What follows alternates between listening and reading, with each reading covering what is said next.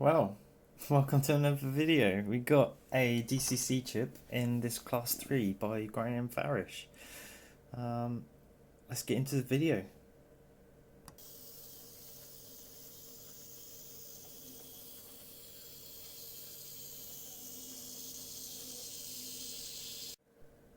Okay, so I got this train at a good price. The only thing that I was a little bit apprehensive with was the crawling speed, because I think maximum speed of these locos in real life is about 25 miles an hour, I think. That was just some loose research I did. But I wasn't content with just putting a DCC decoder in the loco. What I've actually done, and I'll try and show you this, is I've geared it down again so it goes much slower than the Graham Farish version, but with a short wheelbase loco, the problems that you have are going or traversing over points and crossings, and sometimes the locos can cut their power, so it was very important for me to also fit a stay alive into this loco. And whilst I was there, I thought, you know what, I'm going to put some lights in it as well. So that's what I did. We got cab lights and a forward running light. So there you go. We'll have a look inside in a second. Turn the lights off, go backwards. There you go. She's a great little runner, especially with the stay alive now.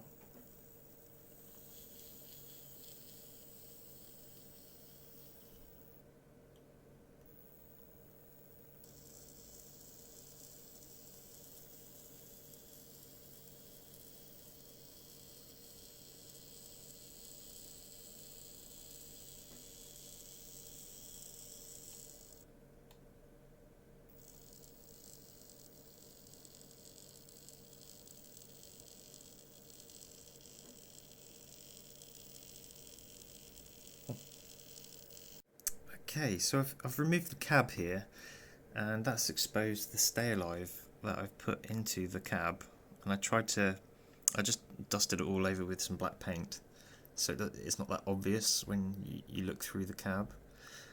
Not very exciting really, there's a lot going on inside this tiny little package.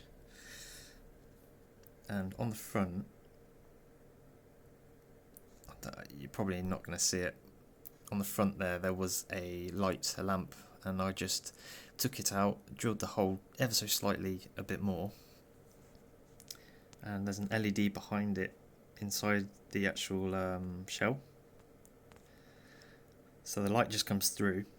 And what you can do, which is why you probably can't see this very well, is you can use a black permanent marker and just dot on the top of the LED, and the light actually still comes through the LED. The permanent marker just simply dulls it down, and as you can see, this thing is tiny. I'm reluctant, but I'm not going to take this off here right now. What I'm going to do is I'm just going to put some photos up, or actually I think I've got a running video of it when I had the shell off, so I'll show you that just to show you what's inside it.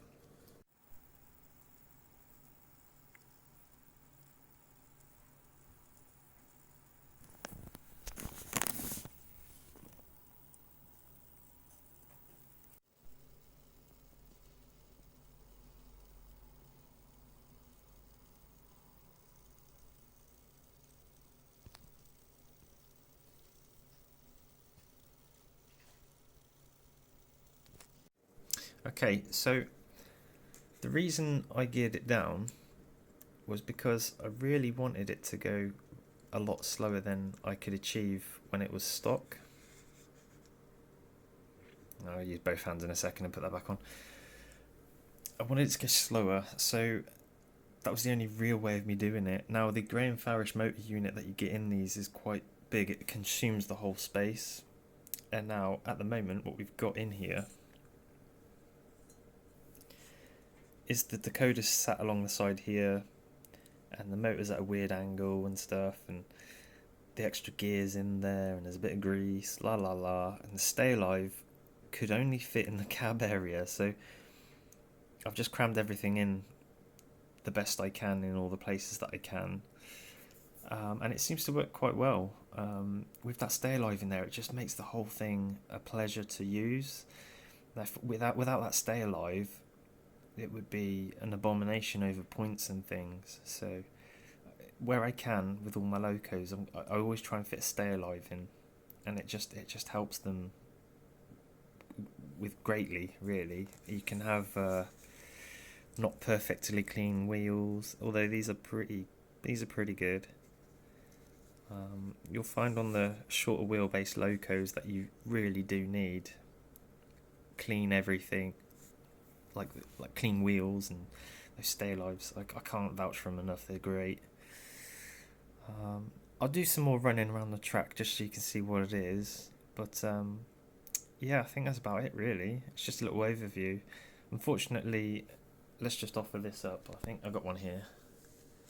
I'd love to fit sound to this, but the sound chip that I can get at the moment is literally that big. So I don't think it's really going to fit anywhere.